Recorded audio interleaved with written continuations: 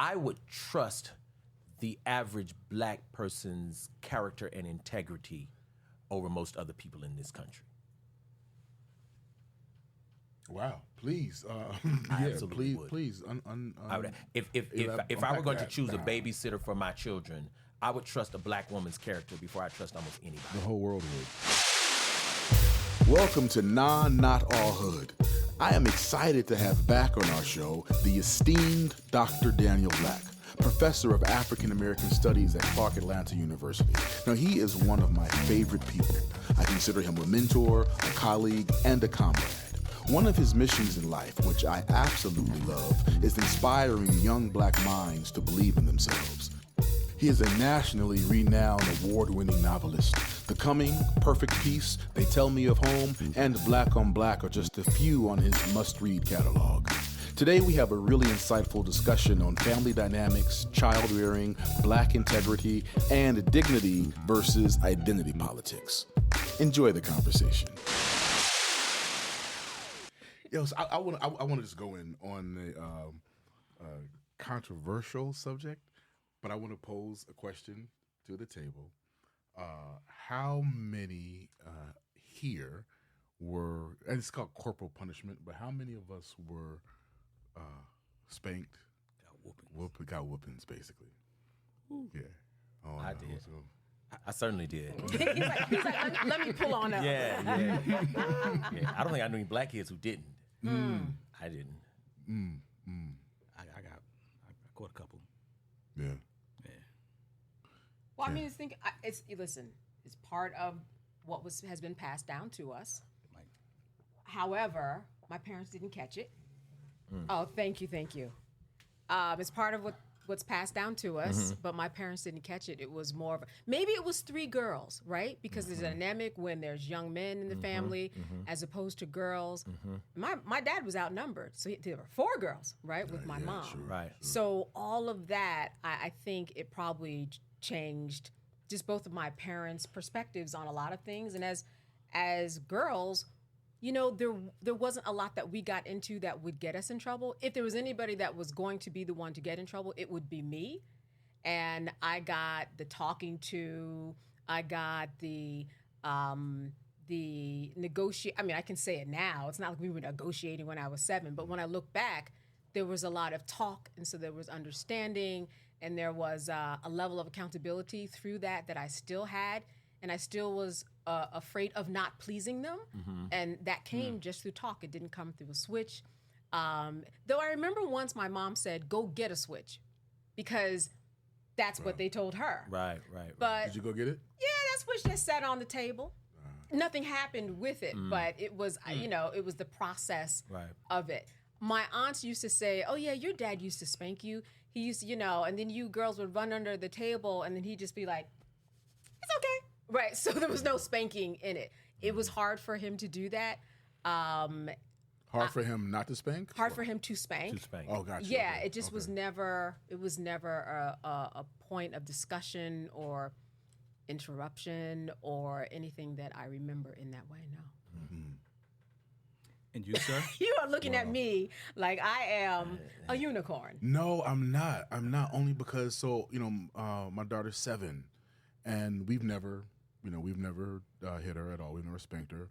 And I don't even know, if I really think about it, I don't even know if there's anything she's done that would really warrant that. But there have been times where I would kind of make a half joke, like, "Boy, one of these days, she's gonna catch one of these days." And I would say it was kind of like a half joke. And then one day my wife said, "Try it. Go ahead, do it. Next time you feel it, do it. See how you feel." Hurt you more than it would hurt her, I bet. When she said, "See how you feel," it stopped me. It stopped me from even making the joke, right? And I talk, I would talk about how, my dad would call me, I was an obedient child. And for me, what kept me on the straight and narrow was I was afraid of getting whippings, right? I had my share of them, but I was afraid of that. So it was the fear of that kept me in line, so to speak. And my mother would talk about how her mother had a way of just talking to her that kept her in line. And my mother's mother passed when my mom was 13. So life was different for her after that. Right. But prior to that, all of her remembrance of her mother was just her mother being able to talk to her in a way that really made her understand the situation, if you will. Yeah. So that's what we do with our daughter. But when I would talk about how that worked for me, like getting whippings worked for me, and my wife would say, well, stop saying it worked for you. Like, that's not, she always felt that it worked for me was like the wrong term of recollection of the, yeah. So I think about, so when I look at you and you talk about not, ever being spanked, I think about my daughter and I go, oh, wow, okay, you are a great result and fruition of a different way of disciplining. But it makes me think about, because it's been such a part of our culture. A couple of months ago, my mom and I sat down and had a conversation, and she said, at one point, she said, the way I raised you the way I knew how. I disciplined you the way I knew how. Sure. I disciplined you in a way that, she said earlier she didn't have the words for it, but she recognizes it now as plantation parenting. And it was just a really interesting conversation because we have had, for a while, we had differences on the way I raised my daughter versus the way she raised me. Mm-hmm. And I think at one point I made a comment about, I'm raising my daughter differently from how I was raised. And she took that as a rejection of her parenthood. Or correction. Her parenting. Or correction. Yeah. And I was trying to explain, like, no, It's just different times, our different lives, places. Yeah, it's different times. Our lives are different. She had me when she was 20 and was a single parent. I was like, I had my daughter, I was, 46, married. So just just inherently our way of raising our daughter is going to be different. And that just kind of comes up. So I always think about now, where parents are in terms of, I wouldn't say corporal punishment, but that just sounds so technical. Getting whippings. Yeah. Like, what's your way of disciplining? We do a lot of talking. Yeah. Every now and then. So I used to do this thing. I'd be like, stop. Like, little finger thump, just like little tap on her hand. Your daughter. Yes. And Shelly was like, yo, stop that. I was like, it's a little thump. Like, it's just a reminder. She's like, no, that's aggression. It's an assault on her body. I was like, oh, They coming shit. for me. No, like it hit me hard. Yeah, like, yeah. yeah, I mean, it makes like what was the process of, like, it made sense to you immediately when she said it? Yeah. And I kind of like, it still, things would happen, and I'd be like, like I'd have to refrain myself from doing it again because it was just a natural thing that I caught, got from my parents and my grandparents, just, just act right. Like they used to do you in church, lean over, bop, shoo, I think there is a historical precedent here. And I think, well, of course, there is no monolithic answer, right? Right. There's no one way that all black people discipline their children. We know that, certainly. But I've wondered, and I certainly have no empirical data for this, but I've wondered the extent to which not whipping, especially now, is also a class stratification, right? Like, were your parents college-educated people? Yes. Right? And yours? Sure. Yeah. Later down the line. Yeah. I think there's something about the acquisition of knowledge, and I think there's something about the ways in which middle-class black folks saw themselves ascending in terms of class stratification that gave us permission not to have to beat our offspring. Right?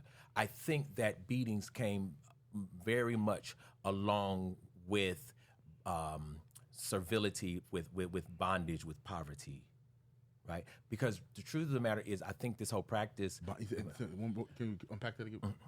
Yeah, I think there's a way that that beating black children, of course, came along with slavery, right? But I think slavery comes along with poverty, right? With a person's absolute belief that they have no real access to the goods and the resources around them, and so you've got to force children to behave a certain kind of way, right? Because really, metaphorically, and in some ways, literally, black people have been the children of America. Absolutely. And America beat us. Right. Right. So we were all whipped, right, by our parents. But it was America, so to speak. And the question ultimately became, how do you please America? That's episode. Right.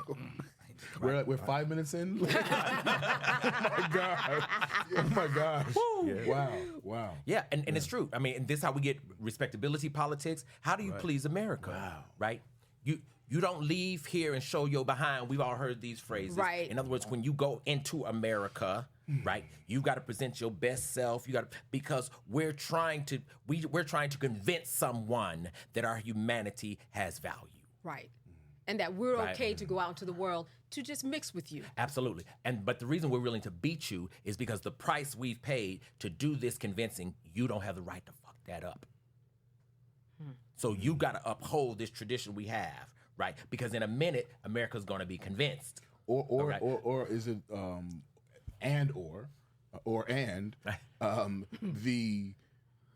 the concept of, well, I'm going to beat you and discipline you and show you how to act so America doesn't have to.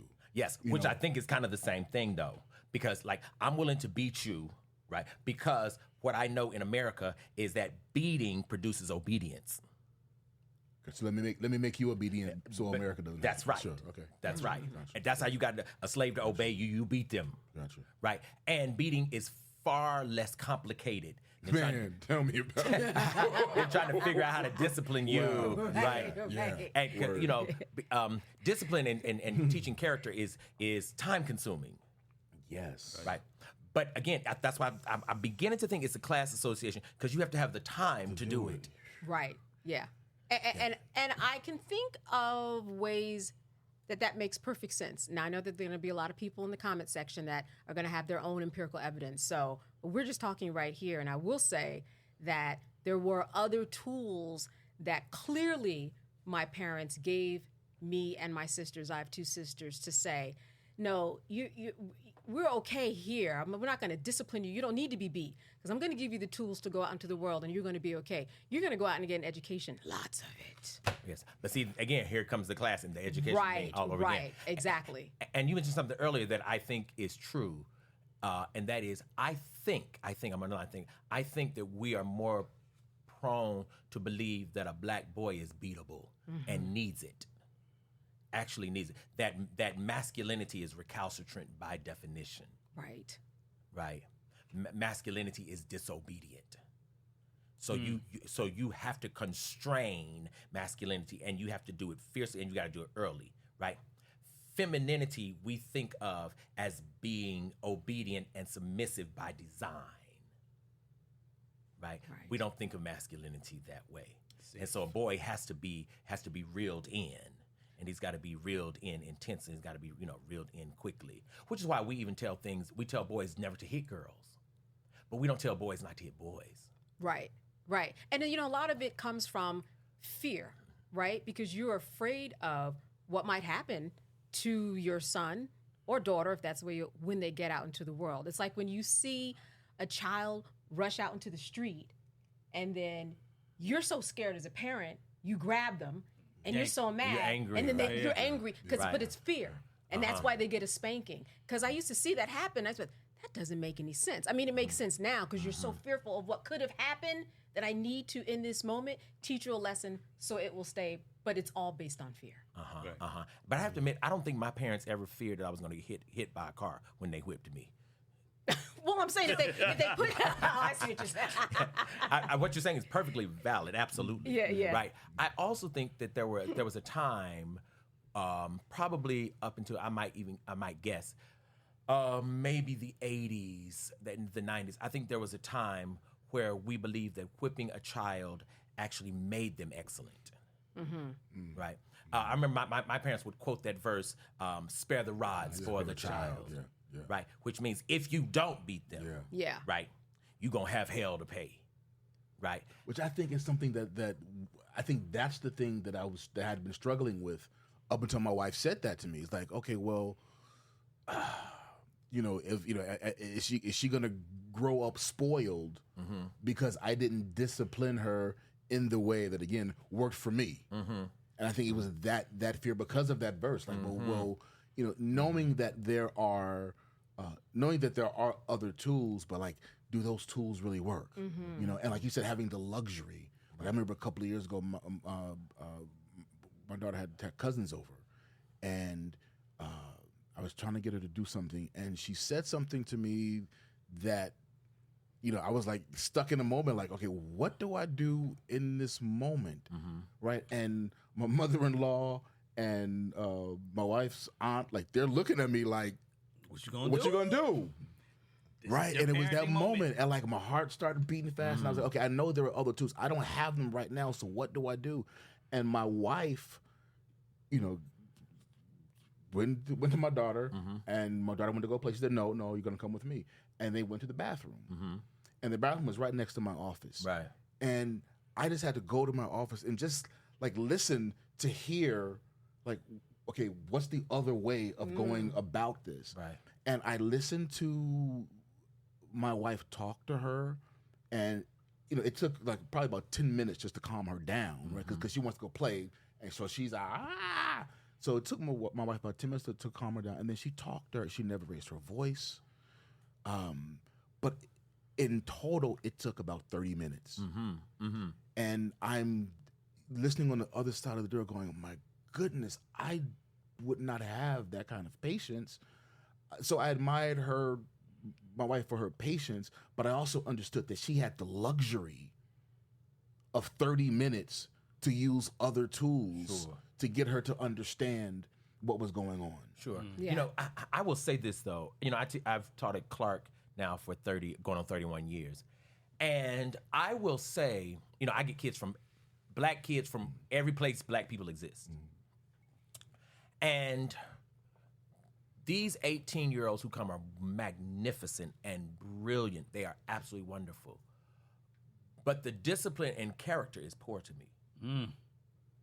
It is poor to me. Whatever new thing we're doing, I'm not sure it's doing what we're thinking it's doing in terms of black parenting. And what's that new thing? Right? This notion of, I'm not going to touch my child. I don't want my child, right? I'm going to talk instead of the punishment, right?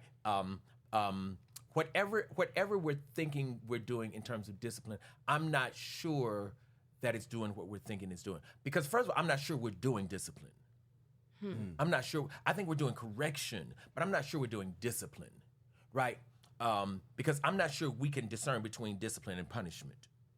And it's like, I don't want to punish my child. What it seems to me, and I'm just guessing. It's break that down. Punishing and whipping your child are two different things. It can be. I agree. I agree. Right. So I agree. yeah. So I'm looking at. Oh, yeah. I agree. So at least for me, and I'm hearing from Candace's experience. It's not discipline. It's not just talking and not disciplining and not punishment. There are consequences that come with. Right. Sure. But see, it sounds like to me everything we're talking about is something corrective. I'm not sure discipline, by definition, is a corrective. I think discipline is on the offense. I don't know that I think discipline is a defensive measure. In other words, I think the way you teach a child discipline is that you teach them consistency. Right? That has nothing to do with what you did wrong. That's a correction, it seems to me. Discipline is, I want you to know order. Right? I want you to make choices because you know what it means. Like when you get up in the morning, you make up your bed. The minute you open your eyes, you turn around and make up this bed. That has nothing to do with anything you did wrong. I'm teaching you discipline. And a value system. Right. Sounds Absolutely. like. Absolutely. Okay. Absolutely. This is not because And expectations. you were talking to me out the side of your mouth. Right. This has nothing to do. Discipline, I'm really teaching you how to have an ordered, structured life. I think that's discipline. That's discipline. The notion of how do I correct you when you fall short, or how do I correct you when you think you've gotten beyond yourself, right? I'm not sure that's really a question of discipline as much as that's an issue of correction, which I think is important. Right. Yes. But the reason I brought up young people today is because I meet a lot of young people who are unclear that even correction ought to happen, right? Like, Dr. Black, I don't have my paper. Okay, well, what should we do? I don't know. How do you have no idea? What do you mean you don't know? Right. Should I should give you an F? Right. What's the solution And that they're you in college. have? You're talking and that's college. the Absolutely. discipline. Right. Yeah. And that's the order. Yeah. Right. See, that's exactly what you right. shouldn't be stuck at something so actually relatively simple. Absolutely. When you know the expectations. And in fact, I that want to you're tell you, supposed to I don't have my Right. paper It's in. in the syllabus. Dr. Black, I don't have my paper, and I'm clear that I'm going to get an F for this assignment. I can roll with that student all day. Right. All day long. We good. Right. We're good. We're good. Sit down. We're good. This notion of, I don't know what's going to happen. I guess that's up to you. Right. That's no discipline whatsoever. Right. Because now I have to figure out, right, what's the consequence for your behavior. That's your job. Because you have no structure in your life. Interesting. Right. You have no Right. sense of, right. Right. Or if you're used to being disciplined, then this is a You're situation used to where it. they're expecting you to do the correct thing. That's The- right. right. That's right.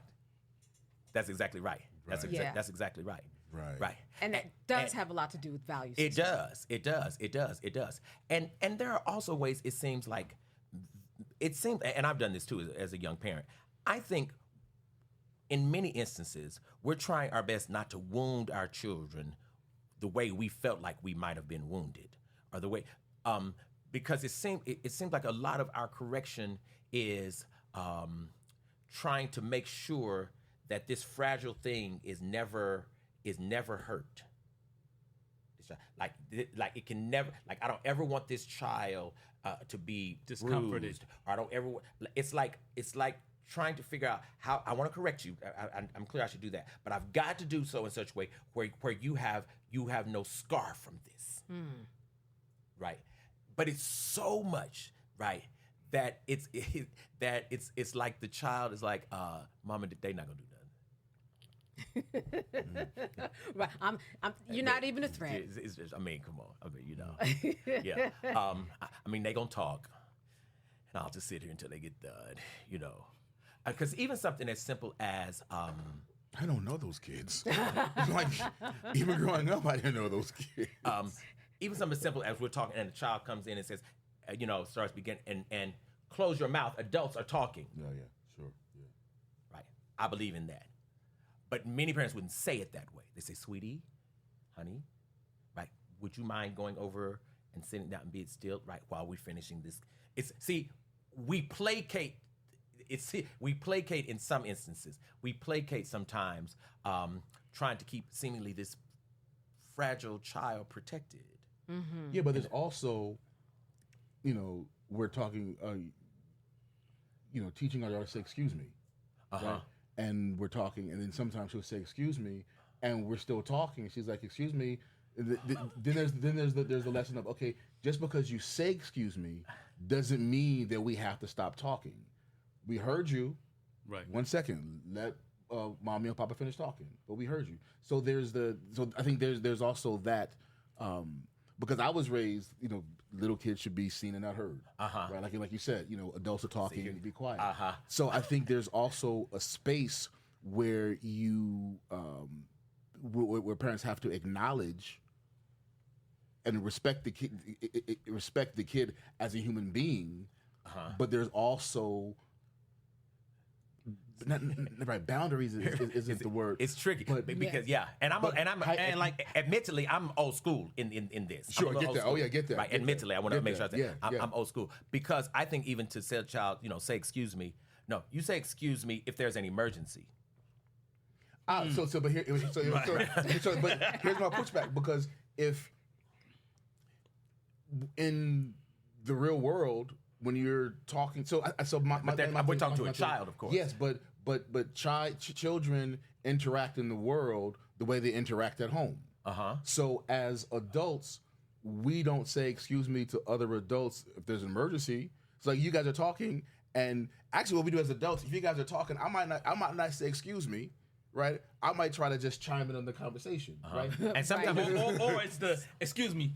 You know, that is chiming in. Yeah, I mean, yeah. breaking but it up. sometimes as adults we're rude too. Yeah. So in the real world, if I want my daughter to know, excuse me, just for me, I don't think she should be excluded from saying excuse me because she wants to have because she has something to say. Either it's part of our conversation or it's something she wants to, she needs attention from one of us because of whatever. So I don't necessarily see excuse me as a bad thing. Okay. As opposed to no, you wait till we're done talking. See, I'm gonna push back just a little. Yeah. Which is the fun of this, of course. Yeah. That's why you're right. See, the fact that your daughter is 7, right, I think makes all the difference in terms of this. And I think we've got to give clarity that there are certain parameters we're talking about child rearing because the person is a child. As the person becomes an adult, those parameters shift. And those parameters change. Because I absolutely believe that if you and I talking, I think your daughter, as brilliant as she is, I think she should know, mommy and Dr. Black, daddy and Dr. Black are talking, so I'm going to wait. Now, again, if there's something and I think that's honorable. I think that's absolutely honorable. If there's something she desperately needs, I think she absolutely should say, excuse me. I think that's the emergency. Absolutely. I see. I think. But if there's some 7 and 8-year-olds talking, go over there and insert yourself. And I think the reason I think that's important is because there is something about a child learning, right, the notions of boundaries and how you play. Yes. Right. I think that's very, very, very, very important because if a child is not careful, and if we're not careful, we'll teach a child to play with an adult the same way they play with a child. If those boundaries aren't there. That's right.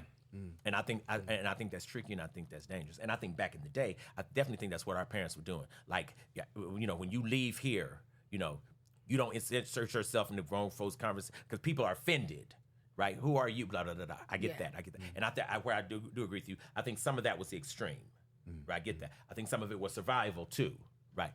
But what I still think is that there's a way in which a child is supposed to learn how to negotiate him or herself with the clarity of who I'm talking to, right? And I think that matters.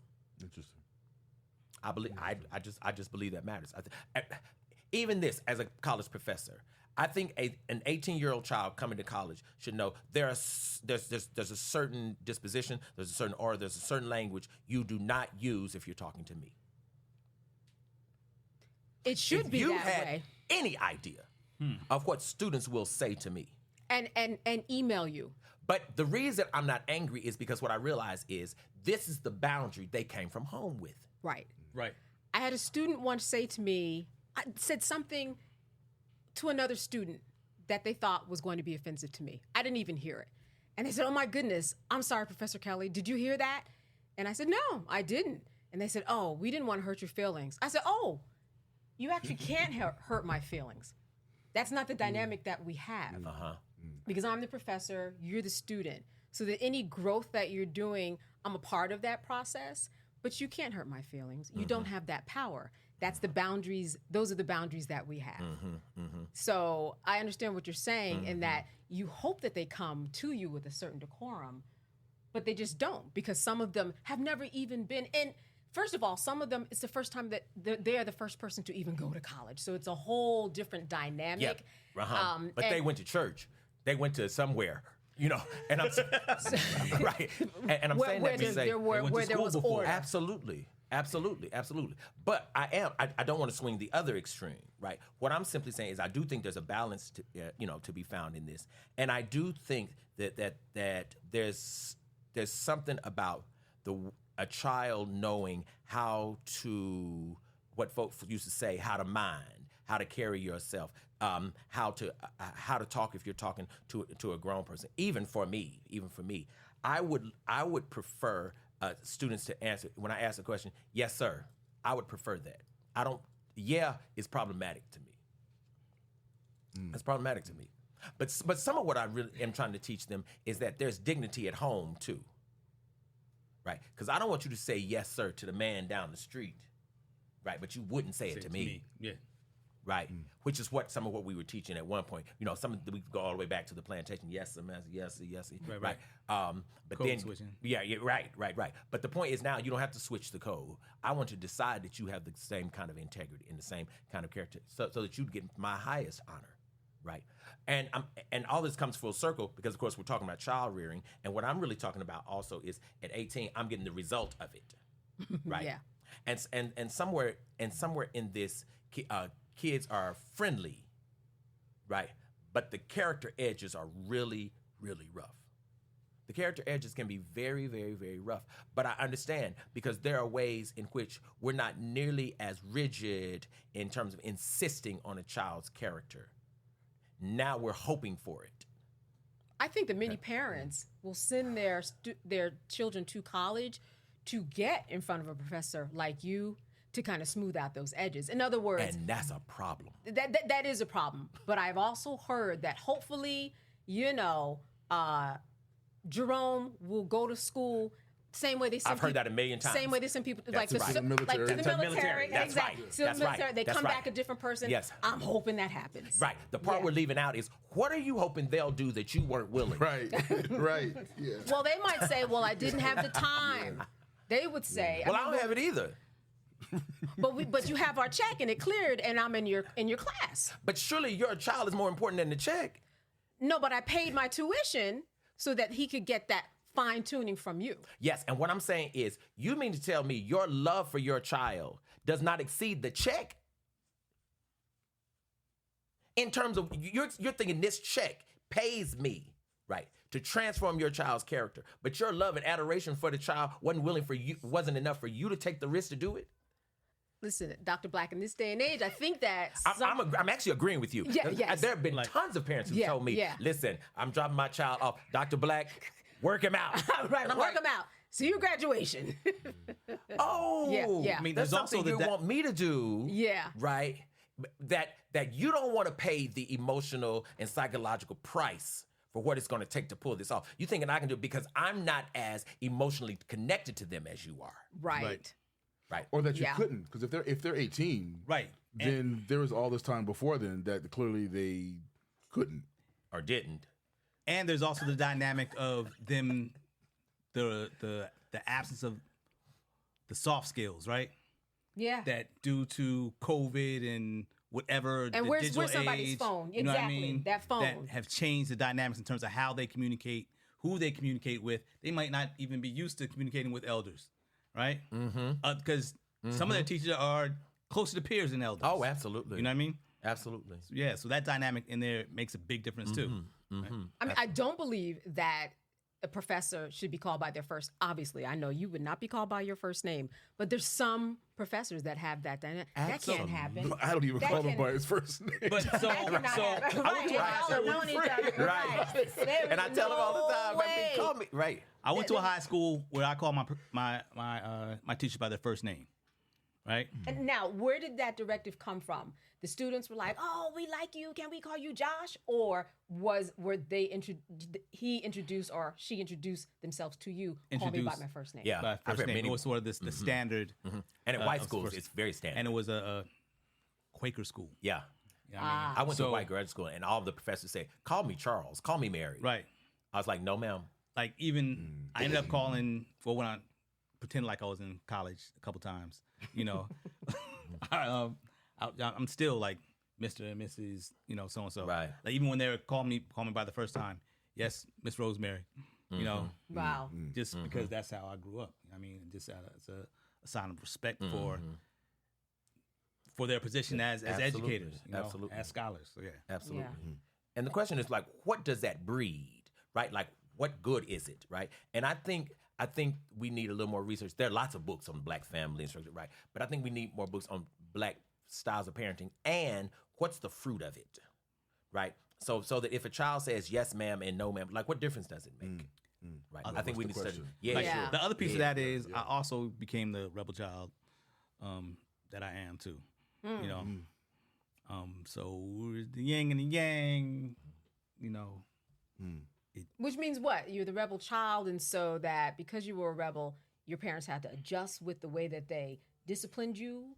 No, they didn't need to discipline me. I was a good kid. In my But head. you were a rebel child.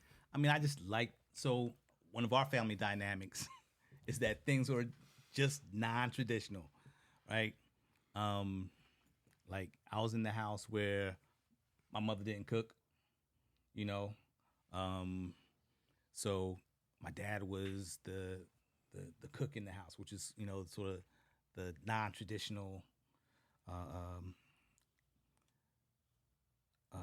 just patriarchal, you know, outside, you know, sort of norm. We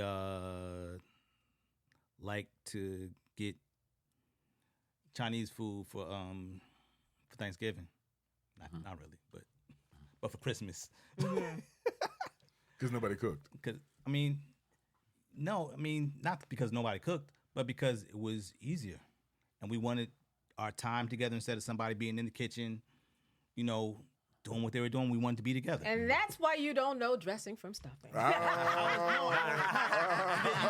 catch me. We have But listen. figured this out. You didn't catch me. You missed the first joke. I No, we said get it we was get it. for Of course. Christmas. I tried to Right. But the rebel, but back to the rebel, being the rebel child. I hooked myself up. Damn. Yeah, you did. Yeah, you did. Yes, you did. What about it? What? I mean, it was good living for me. Wow. Or you got the question? Yeah. Like, you know, you know, this I didn't.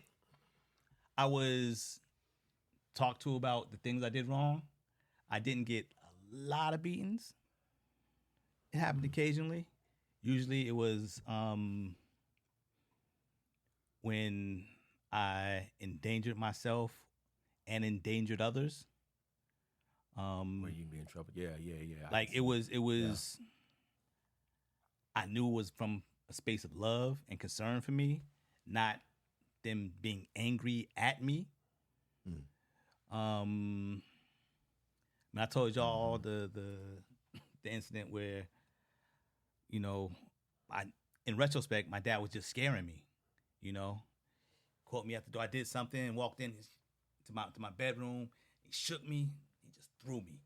And I was like, I bounced on the bed. Boing. And he caught me midair. And just looked at me like, don't do that again. Like, you know, get your shit together. I don't know what I never did again. Yeah, right. But, Never did. you know, Right. But you mentioned the food at Thanksgiving or Christmas, and I know for me, in terms of a value system, being in that kitchen and being aligned and seeing that order that we had during not just the holiday season, but I'll just use that as an example, and going to the store and getting the greens and carrying on the tradition and learning the recipe and then writing down all of the ingredients to make sure that I understood it. I mean, all of that was really special and kind of really got me grounded. And then there was order. That was part of a value system. You're making me laugh. That was, I don't know why. That was part of a value system that you found just right there inside of the kitchen. Now, as I was going through it and, you know, cutting potatoes and chopping up celery and learning the recipes that my mom's mom and my dad's dad taught her. I know that caramel cake down south, right? You know, that you really have to be very good at making. All that was a real sense of pride that came just from, you know, cake and flour in a bowl. Sure. But I think some of that's gender-centered, too. I think there's a way girls are invited into that kitchen tradition differently than boys are. I think what you're saying is 1,000,000,000% correct, right? But a boy who would do that, right, is going to pay a different kind of price. Wow. Right? Who is going to be in the kitchen writing down the recipes. Agreed. Right? You know, but there are traditions, of course, for boys to have too, right? The thing I think that's tricky here is, like, I had a student who was ill one day and he was going to miss class, and he sent me a text and said, "Dear Dr. Black, I'm sick AF."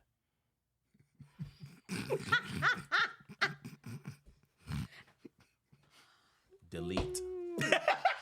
Did you even address it? Delete. No. Delete. Who the hell are you talking about? Yeah, not him. You don't send that to me. No. And what I normally do is when they send a message like that, I wait to see them in person. And I did that too. And especially when they're combative, right? Or what I call thumb thugging. Right. You know, anyway. So, and then I wait, never reply. Number one, just like you, and then I wait to see them in person. An interesting thing always happens. They are never that person on email that they are in person, because a lot of them don't have the social skills. And that also comes from parenting and what goes on in the household. Right. That if your kid came out of the womb talking about today, texting today I was born, that's a problem. But that's really how they've been brought up on social media, and it's changed the whole dynamic of how they even just physically interact with each other. I put students in group situations, and they have to find their partner, and they'll come to me after class and they'll say, I can't find her. I can't find Jacqueline. Sure. And I was like, Jacqueline's right behind you. Right. But they don't have the wherewithal to say, hey, Jacqueline. They are always coming to me for those types of solutions because they don't have the ability to interact and end up writing an email just like that. And see, what I'm saying exactly what you're saying. Yeah. I'm just going to say it a little differently. Yeah. I think it's a lack of home training. So how do you respond? So I was clear you went delete, but when you saw when he came to class, when he came to class, I said, "Hey, brother, I remember this so well." I said, "Do you know the email you sent me?" He said, "Yeah, I was telling you I'm not going to be in class." I said, "You can't put AF in an email to me." But what was really magnificent, he said, "Oh my God, Dr. Black, did I offend you?" And what hit me, nobody's ever taught. But see, I'm putting the two things together. Somewhere that parenting was off, because he was supposed to know you don't say AF to a professor. But if you can say AF to mama, you can. Right. Yes, you can. And Somewhere he has said AF to adults, and it was fine. Right. Right. I'm the one who seemingly objected. Right. But this has happened a gazillion times in so many ways. And students are always like shocked, like, "Oh my God, Dr. Black, forgive me. And I'm saying, you really didn't know. Because it's supposed to be a compliment to you. No. Because they embrace you like you're a peer. Yeah. Students have told me, Dr. Black, I fucks with you. Right. With me? Like With that? me? With those words? But what's so brilliant, and the reason I use this is because every time students have said it, they're horrified, right? They're absolutely horrified that they offended me. Like, "Oh, no, I was really saying that you my boy. This is my favorite class. Oh, no, don't get me wrong." I said, "Brother, I knew what you were saying." Just don't say it to me. Right. The issue is somewhere socioculturally, right, this nomenclature has never been dismantled as problematic. Somewhere this kept getting passed as all right. But see, what I'm saying is somewhere we're going back to the parent. Somewhere a parent is supposed to say, "Listen, when you're talking to me, this is the language that's appropriate. When you're talking to your little friend next door, you might can say, right. When I call you, don't just come. Come immediately. Come immediately." That translates into when I want my paper, I want it Friday. Well, Monday, I mean, Dr. Black, I just hadn't had it finished. Then you have an F. But see, if I can make up my bed whenever I get ready, I can hand in this paper whenever. See, because there is no order. Absolutely. Discipline, and a 7, a 9-year-old and boundaries. child, right? If you can eat, you can wash that dish. Sure. Right. Sure. You send a dish in the sink for a maid? Who lives here? Went to. I'm sure. Gotta wash that Pull dish. up a chair. Watch this dish. Right, if you can't reach, a step stool or something. And watch this dish. Oh, we had chores. You know, they make little brooms. They right? do. They really do. And here's why. Yeah. This is to fit your hand. Yeah. Wow. Right. But I'm saying there's a way that those lessons translate. That's the point I'm really. They translate into something. Did you have chores growing Oh, up? good Lord Almighty. I like. What? No, work, like literal, like. In fact, I'm gonna tell you something that most people do not believe. I was a grown man at Clark College before I ever slept past 7 a.m. I never one time slept. because the way I grew up, the house wakes up. Right. So when the parents, you get up too. Everybody gets up. The house wakes up. If breakfast is at 7:30, it's at 7:30. You missed it. You're hungry. You don't cook when you get up. Mm-hmm. We gonna make something again for you at 10. The devil is a liar. You're gonna be at this table at 7 o'clock. What were y'all's chores? Sure, man. I'm a little old school. You have to forgive me. No. Chores, what? Dishes, trash, mow the lawn. We had to feed the cows, cut wood. Oh, absolutely. So I had to. We did all that. I had me cutting wood or breaking wood for a little while, but then I was like, man, my back is sore. And the dude that unloaded the wood for us, he was like, boy, you ain't old enough. All you got is a long gristle. Yeah, absolutely. Yeah. And that matters. That matters. Yeah. That matters. And you know, when I grew up, girls at 9 are ironing the clothes for the house. Because the boys are outside doing such and such and such. Right. But what it does is it breeds this notion of you owe for this breath you breathing. Mm-hmm. Right. So you have to do something in exchange for this. Not you're so marvelous, right? That you really get things because you're just magnificent and you're sweet and you're beautiful. Right. It's transactional. Absolutely. Yeah, my mom was like, I mean, I did trash, dishes. And my mother was like, even I'm on Cosby. Like I'm on the #1 show in the fucking world. Yeah, absolutely. And my mother was like, I don't care who pays the bills. I'm still the mama. So I wash dishes. So the first time I was able to find a place that had a dishwasher, we had a place with a dishwasher. Yeah. I still loaded the dishes. But all of those chores, like that stuff did not change. And my mother was very clear that nothing changes around here. I love that. And that obviously that has served me. Absolutely. And again, that kind of order. Absolutely. I mean, you look at my journey and my path and where I am, like that kind of order. Right. And that answers your question then when we circle back. And that is, your daughter has got to wash those same dishes. Right. If we're going to get the fruit out of her that we get out of this. So I tell my daughter. I'm going to put this part on loop. So Winter washes dishes, right? Loads the dishwasher. And Winter's 9? She's 9, right?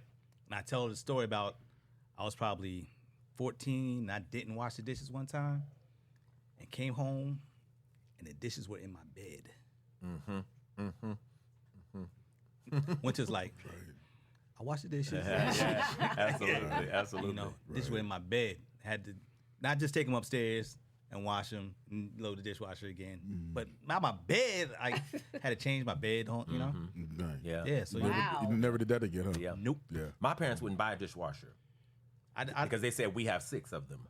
And I don't necessarily believe in like using the dishwasher. I'm like, yo, just wash the dishes. They literally refused. But as soon as we left, when I went to college, they started using. They all of a sudden, and dishwasher, automatic pea sheller. I was like, what the hell was that? Yeah, I spent my summers in Chicago, right, with my dad and my granddad and his wife and my brother. And my grandfather, it's the dead heat of the summer, like on Saturday mornings, because my grandfather worked all week. Saturday mornings, he'd get up like 6:30. Absolutely. Mowing the lawn. Absolutely. And he would not get a bag for the lawnmower. Nope, that was your job. That me and my brother had to, like, every Saturday, it was our job to rake these leaves, rake this grass. Absolutely. And we're like, why won't he just get a... Yeah. Because convenience doesn't necessarily breed excellence. Yeah. 1,000%. Oh yeah. 1,000%. And and as a result, like I'm up at even now I'm up at 5:30, 6:30, trying to be productive. Yeah. You know. Yeah. And again, absolutely. just that order. That. Oh yeah, it matters. Yeah. It absolutely matters. It absolutely matters.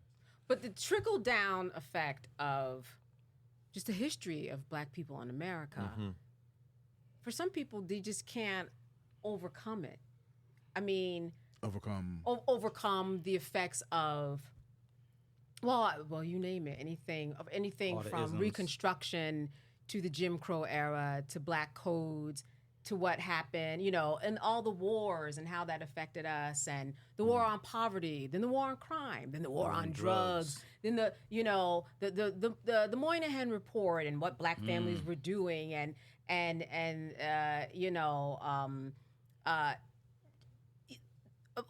drugs itself and the way that it hit the Black community, HIV and AIDS. I mean, all of those things, just in terms of the structure of the mass incarceration, the laws, the policies, everything that has happened to us historically, we still see the vestiges of. So that when I see somebody, I always have some grace. I do, because I know that not everybody has those same tools. The migration, right? Trying to find something better. It's just all of those major things that happen to the Black family to try to do better in life.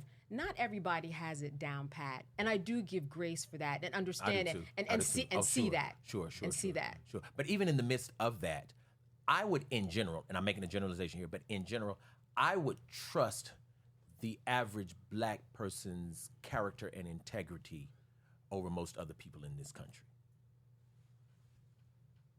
Wow, please, absolutely would. please.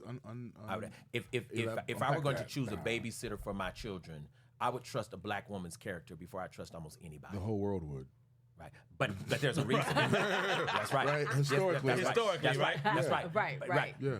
But I think it's important for us to put the flesh on those bones. Like, why? Right. Also, there was a time, if you were talking about servanthood, if you were talking about work ethic, etc., you wouldn't have been a Black man. Right.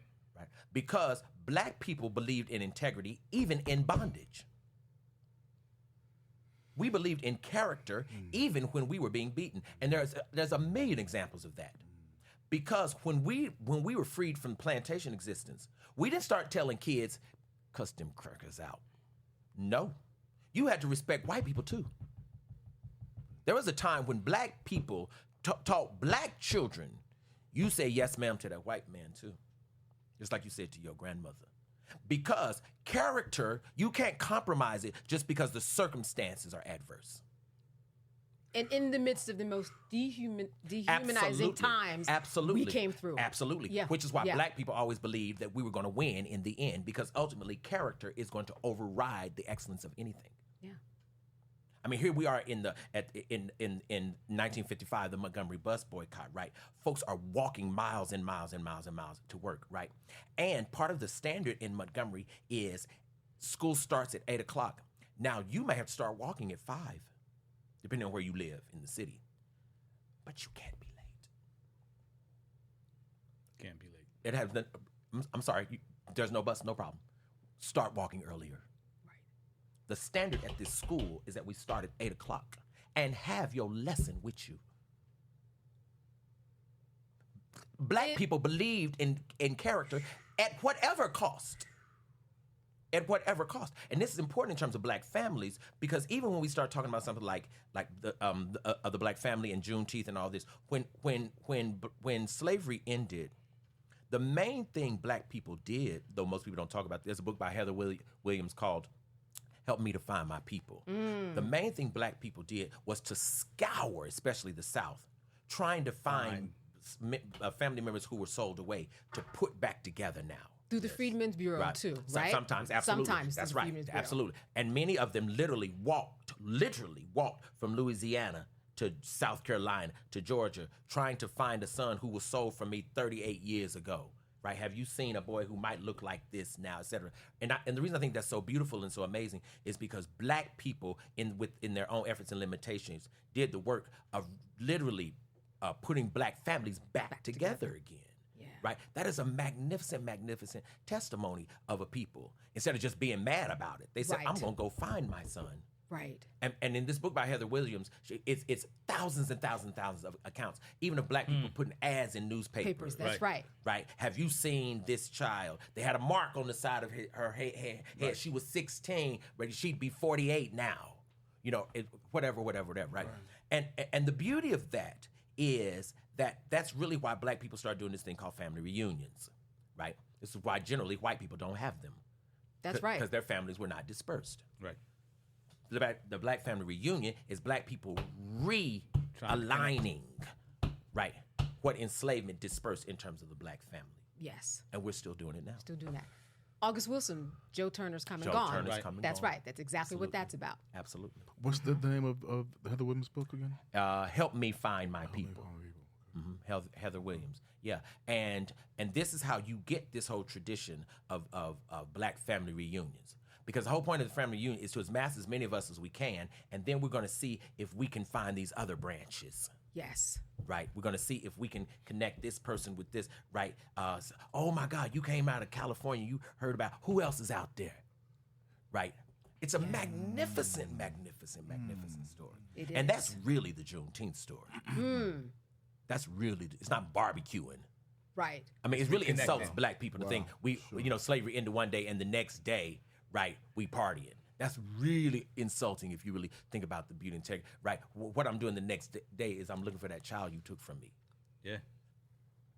In fact, Or my husband. you can't barbecue good Right. if your daughter ain't here. Can't be no party yet. You know, that's extremely important. But what I'm really talking about is how the Black family at one time was the keeper of Black character and integrity. If you gonna go to church, right, you wear this. Some of it went too far, which ended up being, respectability politics. But what Black folks were trying to do was trying to instill this notion that you live by a standard. In everything you do, everywhere you go, you live by a standard, right? Because a standard really shows how much higher you are than a beast.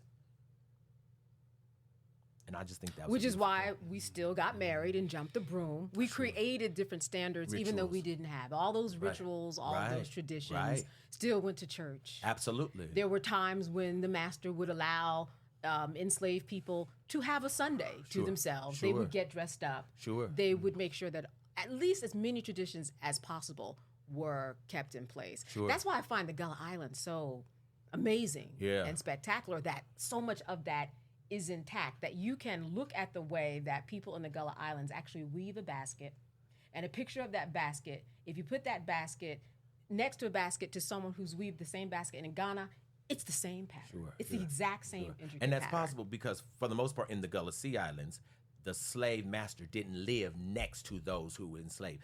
The enslaved folks lived there primarily by themselves. This is true in the Caribbean also, which is why very often in Gullah culture and Caribbean culture, the African retentions are clearer. Right. See, it's only really in Southern Black America where the slave captor and the enslaved lived alongside one another. In these other places, they owned the plantations, but they went home for the most part during the year. They would come check on the property once or twice, which means all the other times we get to be ourselves. Right. Right. And that's really important. And also, I think it's important for us to understand that slavery did not destroy the Black family. Slavery just disrupted it. Right. Right. Because I think that would give slavery entirely too much power. Right. It disrupted the Black family. That is absolutely true. Right. But our ability, and we did all kinds of creative things, right, to keep Black families together. Like all of us who are no biological kin, but we're on the same plantation. We might all take the name Johnson of the person who owns this plantation, so that in the years to come, anybody who was on the Johnson plantation, right, we would be able to find one another. Right. Yeah. None of us are sons of John, though, or some of us might be. Right, but it's more likely that I could find a person if you had the name Johnson because they're keeping records on the Johnson. So it's strategic in order That's right, to keep but the they're not family keeping together. records Right. on the property. Correct. But if I'm on the Johnson plantation, I could find you because there's a record of Johnson and all his property. Genius. It is.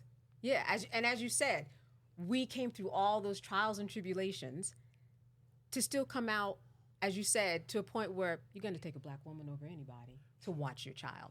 You know, there's this, Philadelphia has a Black Museum of Joy.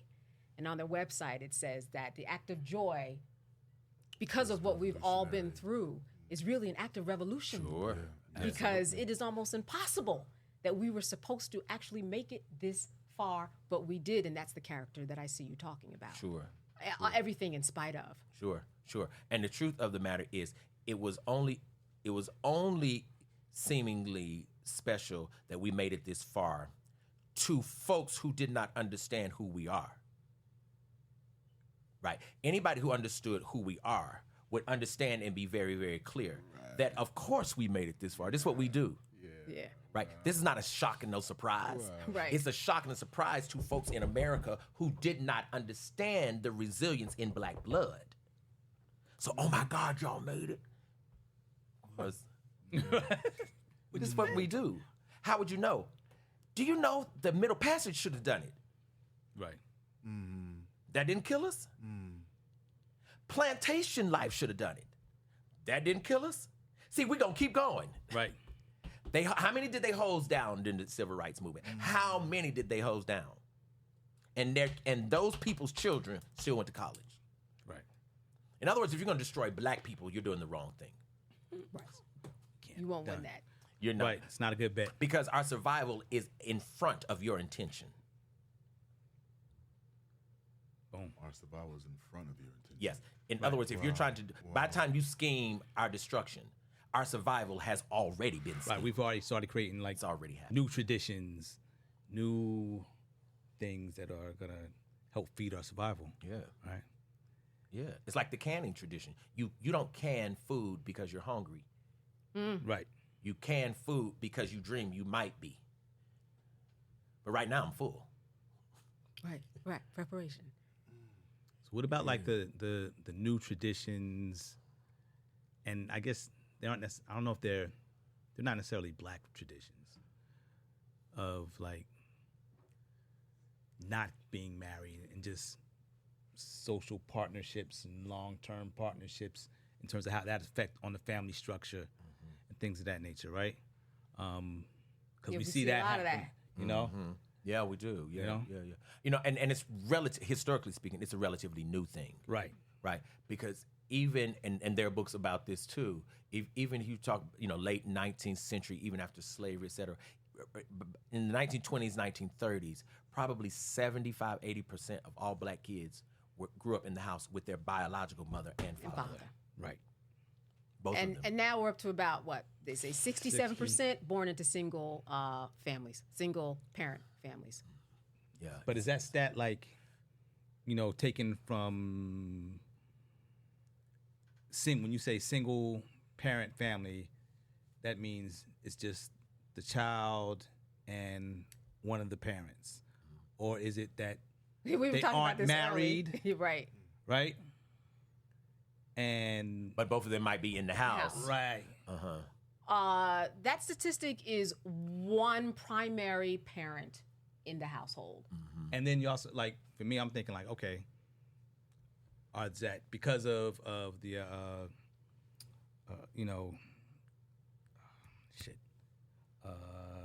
when they want like food stamps and all that stuff, you know what I mean, welfare, Oh, right. dynamic, you know what I mean, The they're not man cannot reporting, certain things, so Right. It is that kind of what helps to spur those numbers. those numbers Because to be so high. Regardless, Perhaps. it's a high number. it's a high number. Yeah. even if you took that out of the it's a high equation. number. Yeah. I'm curious because we were talking earlier Yeah. about the notion that a single mother cannot raise a black boy to be a man. I have my own positions on this. Yeah. Can she raise a woman to be can she raise a girl to be a daughter? In other words, are we saying are we asking, can she raise a boy to be a man? I'm asking, can she raise a girl to be a woman? Sure. Right. And is that only because she's a woman? I think that's the Logic. That's the philosophy. That's And I think that logic is flawed. Because the implication there is the only reason we're saying she can raise a girl to be a woman is because she's a woman. We're not saying anything about her excellence. We're just saying something about her gender. Just the fact that she's a woman means the girl will end up being a woman. That's because the girl is already female. Right. Right. We're not saying anything about the black woman's excellence. And I find that insulting to black women. Right? In other words, can she raise a child? Can a man raise a daughter yeah. to be a woman? You have a daughter. Yeah. If something happened to your wife, should you give your daughter to a woman? No. Why not? Because I can still raise her. Right. So then why are we asking if a black woman can do it to a man? I love that. Yeah. Yeah. And do you do your daughter's hair? Not yet. I wash it. Okay. And can you I braid? wash it. I cannot braid. But you can learn to. Yeah. Yes. So then a woman could learn the things a boy needs. Yeah. Because right now you got a daughter and you don't braid no hair, but she's growing fine. But in a minute, if you needed to, you'd go to plaiting. Yeah. And I think you're an incredible father. Even she gets 10, 11, 12, and her period comes. Do most men know what to do? The men I know. I think most men would find a woman. Agreed. Right, which I think is insulting. Right. It Yeah. is. Yeah. I think that's insulting. Yeah. Because I think most mothers, when their son needs a haircut, she knows where the barbershop is. And she takes him. Most women don't say, I got to find a man. Right. My boy's head is not. Women don't do that. Yeah. Women don't do that. We don't. In other words, I'm afraid what we're doing is this notion of kind of mimesis. In other words, I'm afraid what we're doing is saying a child can only be, right, the thing they see in front of them. So we're saying, well, a boy can't be a man because ain't no man in the house. Not only do I think that's problematic, that also bespeaks the notion that there's no imagination. Right? And in many instances, all of us, none of us are the thing we saw in the house. We're the thing we imagined. Wow. Sure. The thing in the house helped influence. Sure. But we aren't the thing. Right. Which then means the influence can come from anywhere. Yeah. Yeah. If somebody's going to take you to church, it can be anybody. It can be anybody. I often think about the way people laud Jesus, but Jesus came from a single household. Yes? Yes. Absolutely. But then you end up saving the whole world. Guess Mary did all right. I mean, Yes, Mary did all right. I can't wait for social media. Don't cut this off of that. Right. But you mentioned church. And a lot of people aren't mentioning church. Or if they're mentioning church, they are mentioning church in a different context, or they're not mentioning it at all. You're absolutely right. And you're absolutely right. Because I'm mentioning it as a social institution, right, that lent its strength and its cultural power to black households like black single women, right, who helped sharpen what might have been otherwise dull edges. Right. It's different today. It is. And part of the reason it's different is because we're not taking kids to church anymore. That's true. But a lot of those dynamics, I always try to figure out, where does that come from? Where was there a breakdown? I know we can't point to just one thing. Right. And I also think the church then and the church now are two different beasts, right? Completely. Yeah. And the reason I think they might be a little different is because of the social context in which we are. Right. So that the 1960s, not the whole pie, but the slice of it, the 1960s, the church definitely was different because we were looking to the church for different things. Right, sure. And perhaps a slight more was at stake. Sure. Yeah. Right. I twist my head there, too. Because the 1960s church was different from the 1920s church. That's the true. 1920s church was different from the hush harbors on the planet. Right. It goes on and on and on. If I had a biological child now who's 2 or 3, I'm not sure I would even allow that child to miss church, ever. But not that has anything to do with the Bible or Jesus. It's the notion of experiencing black ritual. Yes. And I think a black child needs black ritual. Song, to see how does song align with dance? How does dance align with word, rhythmic speech, etc.? How do you get Rhythm? How do you do order in terms of process of things? Even the notion there's a devotion, there's a prayer, there's an offering, hymnal, there's a hymn. That's then right. it's called to that's the right. That's altar. Right. That's right. Right. I think a black child, that is your ritualistic inheritance. A black child is supposed to know that order, because what that also does is when you get in trouble, you know where to go. Right? What happens when you are in a tight spot at 3 o'clock in the morning and you done messed up and you don't know what? A child is supposed to have some internal reservoir of knowing how to pull up something, right? that gets you to a place of survival until the sun rises. Yeah. What about those? So I'm sorry. So that being, you talking about a physical church if they need to go I think someplace so. with the I think so because I think so because things like even learning the church hymns, right? Those hymns do a work that has nothing to do with the religion, nothing to do with the religion whatsoever. How do you pray? How do you learn to pray? And most people say you just talk.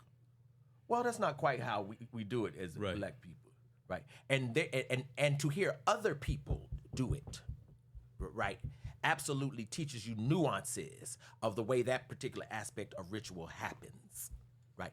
Those things, I think, we have absolutely positively underestimated the value of those things. So okay, so if it's not just talking to the higher power or whatever that whatever that higher power is, if it's not just talking, then what is it that the child is missing? I think a child learns the nuances of the ways in which historically black people understand there's process in terms of how you go to God and how you do this God thing, right? So I think there's value in that. So this is what and this is one of the things that I find so freaking amazing about you.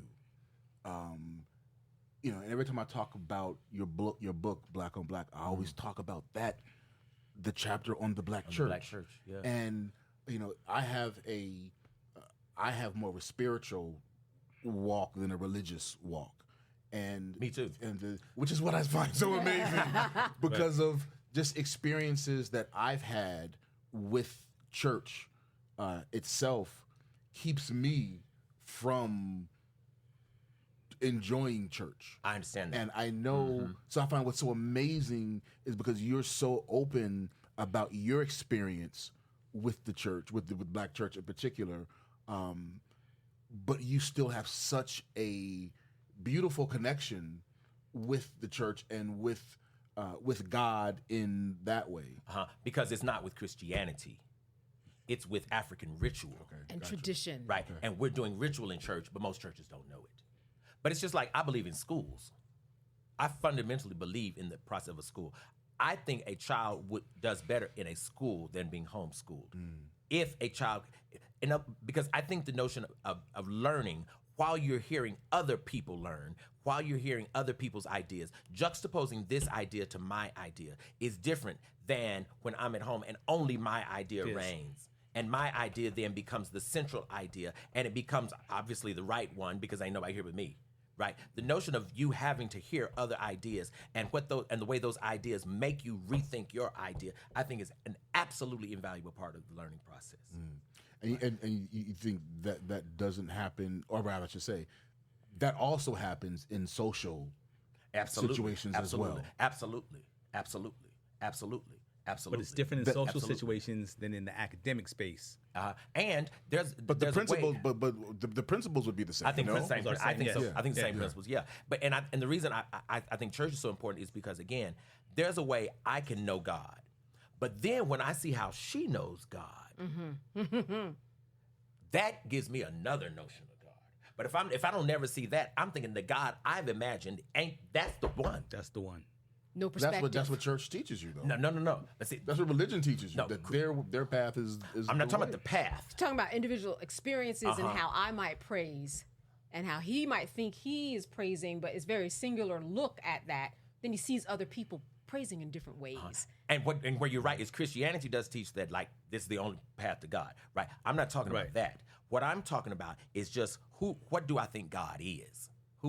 And then when I hear you tell me what you think God is, that modifies what I think God is, because I never thought about it like that, right? But if I don't have that, if I don't get that, right, then every time I pray, I'm praying to this cup, right? Because this is the wealth and the size of my imagination of God, right? It's kind of like for me, it's taking a cup out of the ocean, right? What you have is seawater, right? It's true.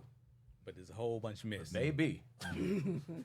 There's some God and some depth that ain't in that cup. And I think there's grounding in church. I was telling you earlier that I walked around, I landed on Ebenezer Baptist. I hadn't planned to go to church. I just had planned to take a walk and take in the scenes. And then I was dressed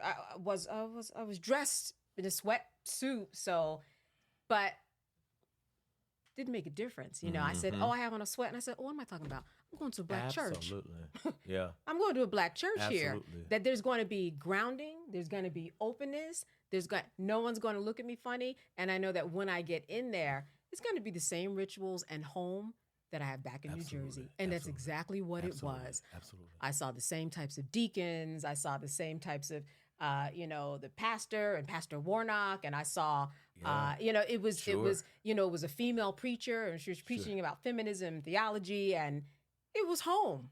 We all stood up and we clapped, and she teared up, and she told a story because she saw one of her teachers in the audience who was at that church, and it was all home. Absolutely. And that's what I love most about church. And that ethos you cannot get by yourself at home. Oh, no, you can't. I mean, if you think of Sam Cooke, you think of Aretha Franklin, you think of Whitney Houston, you think of Luther Vandross, the list is going to go on and on and on. You get that sound because they were in the children's choir in church. You will not get that sound singing to your broom or to your brush at home.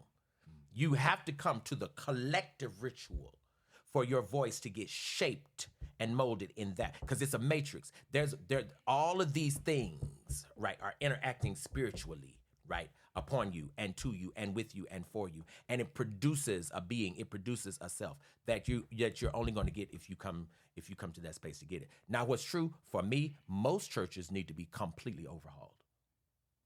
I would absolutely throw most of the theology out of most churches.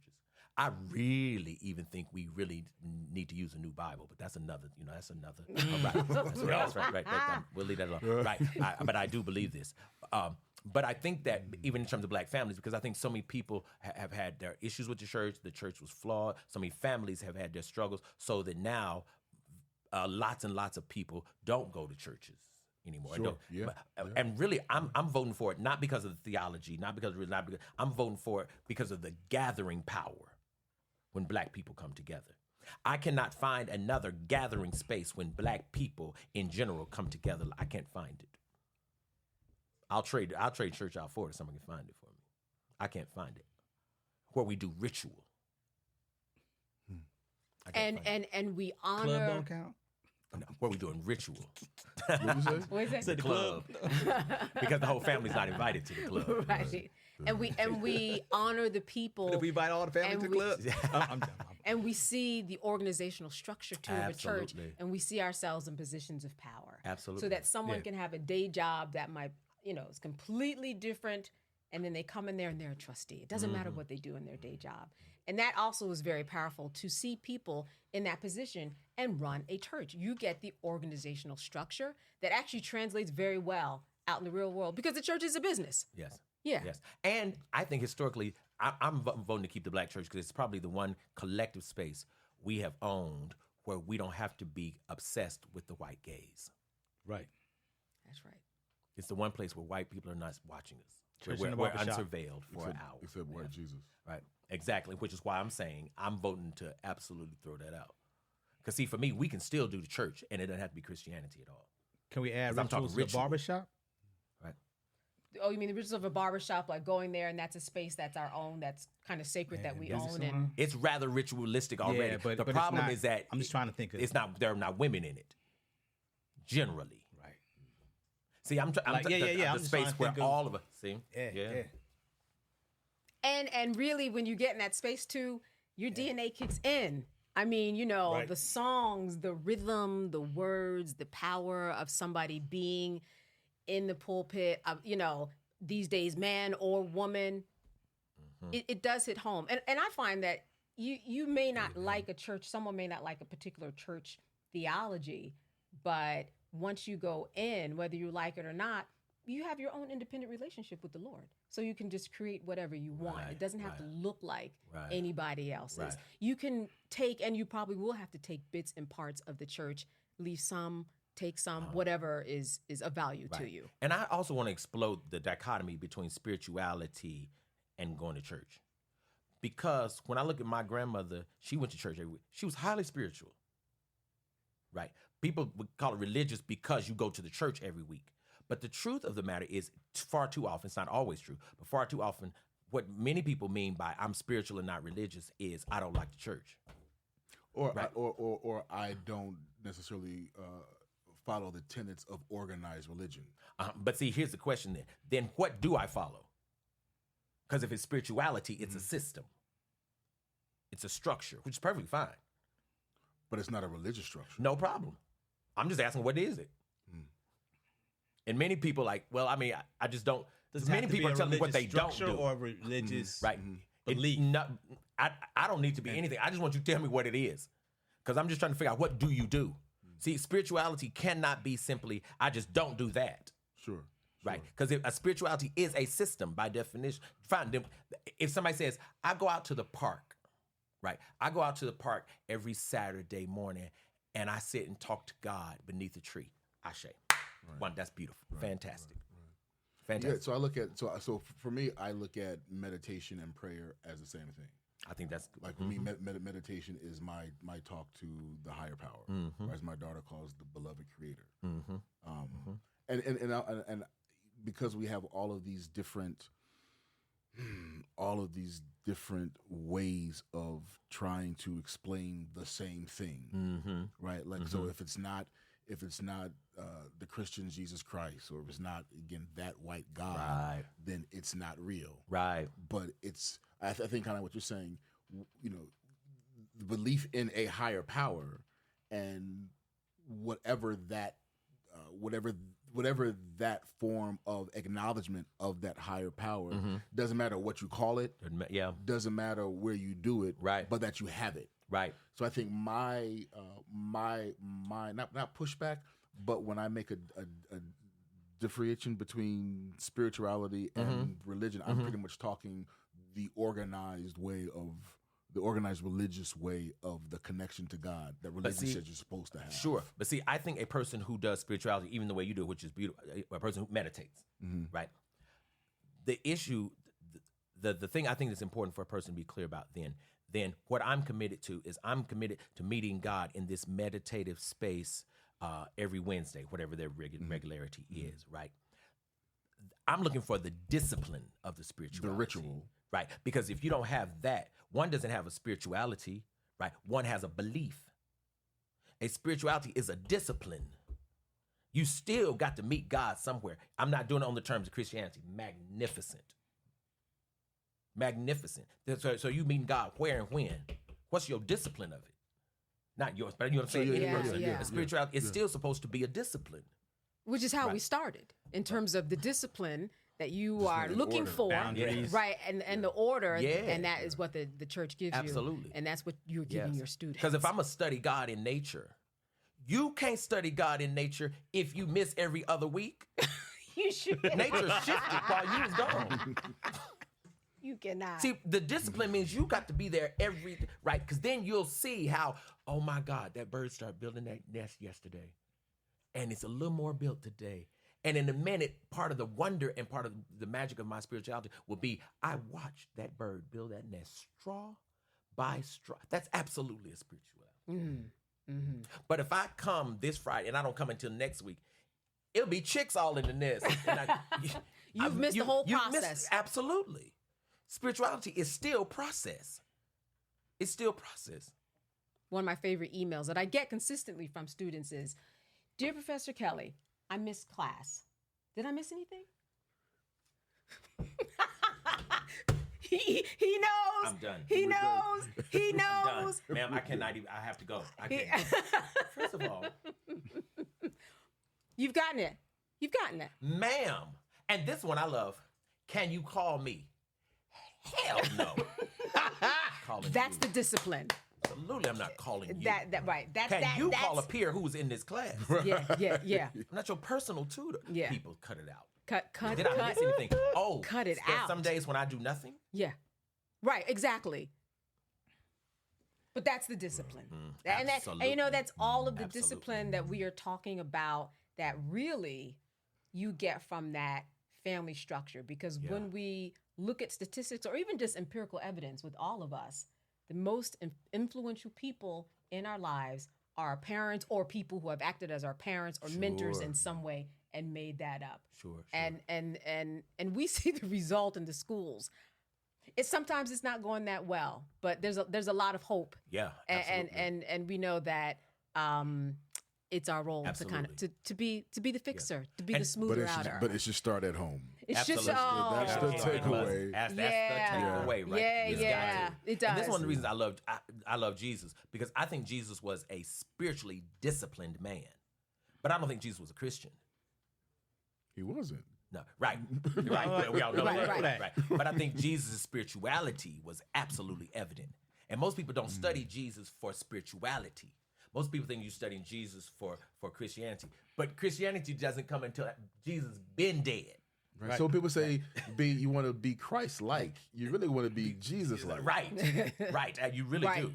And Jesus' spirituality, anybody who could talk to the wind and the wind obey, baby, that's spirituality. Wow. Now that is spirituality. That's spirituality to me. Bam. And on that note, That's That's how we're in that right there. But Jesus is disciplined spiritual. They're all throughout the Bible. He went and prayed at the Mount of Olives. They could not find him because he was in prayer at the Mount of Olives, right? Jesus was so unbelievably consistent, right, in seeking God. So unbelievably consistent that anything God had created, Jesus gets dominion over, because Jesus sought God to the point of probably God getting sick of Jesus, right? So peace be still, right? And all the waters calm. Baby, that's spirituality. I love it. Not he read the Bible.